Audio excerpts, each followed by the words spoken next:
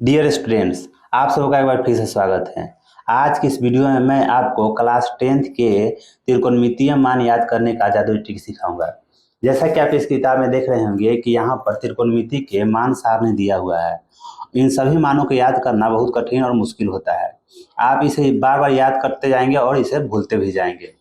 तो मैं आज इस एक आसान तरीका बताऊंगा जिसका उपयोग करके आप त्रिकोणमिति के सभी मानों को एकदम कंठस्थ याद कर लेंगे। तो हमारा ट्रिक क्या है? तो ट्रिक हमारा है कि हम करते क्या जाएंगे कि 0/4 लिखेंगे और यहाँ 1/4, फिर 2/4 और यहाँ 3/4, यहाँ 4/4 और सबको हम रूट में डालते जाएंगे। ये हमारा सीक्रेट ट्रिक है। जब इसे हल करेंगे तो 0/4 हमारा हल होकर 0 आएगा और 0 का वर्गमूल 0 हो जाएगा। यहाँ हल करेंगे तो 1 का वर्गमूल 1 और 4 का वर्गमूल 2 आ जाएगा। यहाँ 2 से जो 4 है 2 बार कट जाएगा और ऊपर क्या बचा 1 और 1 का वर्गमूल हमारा 1 और 2 का वर्गमूल √2। √3 का वर्गमूल निकालेंगे तो √3 हो जाएगा और 4 का वर्गमूल हमारा 2 हो जाएगा। ये इस 4 से इस 4 जो यह 4 है इस 4 को काट देगा, 4 से 4 एक बार में कट जाएगा तो हमारे यहाँ 1 आएगा और 1 का वर्गमूल क्या हो जाएगा 1 हो जाएगा। ठीक, तो इस ट्रिक से जो मान ज्ञात हो गया यह सभी साइन के मान है। यानी कि साइन 0 का मान 0 हो गया, साइन 30 का मान 1/2, इसी प्रकार से यहाँ 1/√2, यहाँ √3/2 और उसके बाद यहाँ पर 1। ये जो सभी मान इस ट्रिक से जो सभी मान प्राप्त हुए वो किसका मान है? साइन का मान है।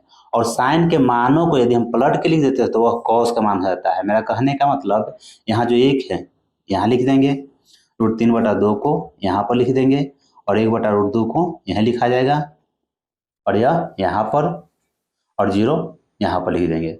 कहने का मतलब कि साइन 0 का मान 0 लेकिन कॉस 0 का मान 1 हो जाएगा। साइन 30 का मान 1/2 लेकिन कॉस 30 का मान √3/2 हो जाएगा। साइन और कॉस दोनों, साइन 45 और कॉस 45 दोनों का मान 1/√2 होगा। तो अब आप समझ रहे होंगे कि कितना आसान हो गया इस ट्रिक का उपयोग करने से। अब साइन और कॉस का मान हमें आसानी से याद हो गया, लेकिन अब टेन के मान को ज्ञात करने के लिए हम करेंगे क्या कि साइन और कॉस के मानों को आपस में भाग कर देंगे। अब जब 0 को 1 से भाग देंगे तो हमारा 0 मिल जाएगा, यहाँ हम 0 लिख देंगे। अब 1/2 को भाग देना है, 1/2 को किससे भाग देना है? √3/2 से भाग देना है।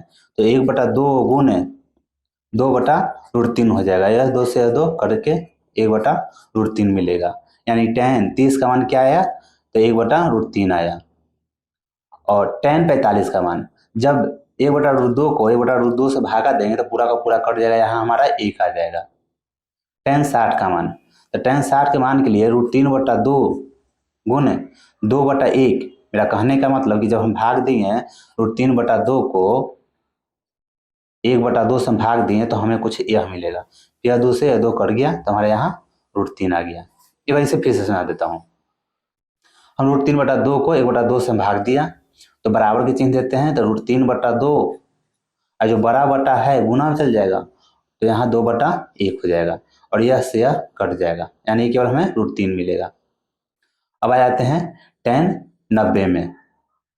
तो tan 90 का मान हमारा साइन का देखेंगे और कॉस का देखेंगे तो एक है और कॉस का 0 है। जब भाग देंगे तो यहाँ हमें अपरिभाषित मिलेगा और अपरिभाषित का चिन्ह कुछ इस प्रकार से होता है, इंग्लिश में इसे इन्फिनिटी बोलते हैं। अब tan का तो मान आसानी से हमने साइन और कॉस के मानों को भाग देकर tan का मान लिख लिया और जब इसे पलट के लिख देंगे, इधर से लिख देंगे यहाँ से, यानी कि कुछ इस प्रकार से tan 90 इन्फिनिटी, उसके बाद यहाँ पर √3, फिर उसके बाद यहाँ 1 और यहाँ 1/√3 और उसके बाद यहाँ पर 0। तो ये जो हुआ ये किसका मान हो गया? तो कॉट का मान हो गया। अब आ जाते हैं साइन के मान, सेक के मानों में। तो सेक जो होता है कॉस का अपोजिट है। कॉस का जो मान होता है वो सेक का अपोजिट होता है। tan कॉट का अपोजिट होता है। तो सेक के मान भी कुछ इसी प्रकार से हम लिख सकते हैं। जो यह 1 है, 1 को पलट देंगे,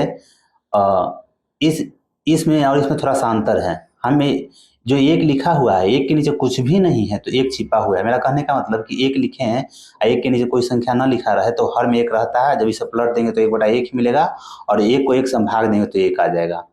ठीक, तो यहाँ सेक 0 का मान हमारा 1 हो जाएगा। कहने का मतलब कि कॉस के जो मान है उसको पलट देने से सेक का मान होगा अंश बटा हर।